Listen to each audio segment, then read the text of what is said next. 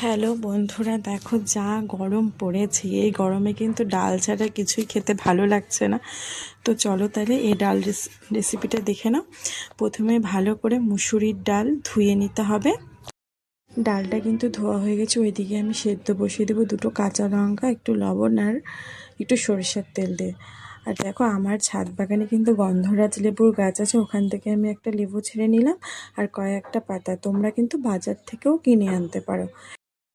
তো চলো দেখি।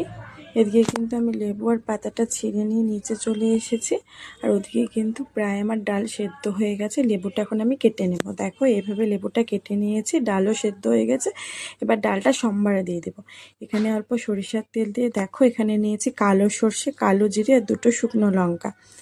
এবার আমি ডালটা ঢেলে দিব, দিয়ে দিব পরিমাণ মতো হলুদ, পরিমাণ মতো লবণ দিয়ে লেবুগুলো দিয়ে দিব। পাতাগুলো দিয়ে একটু ফুটিয়েই কিন্তু নামিয়ে নিতে হবে।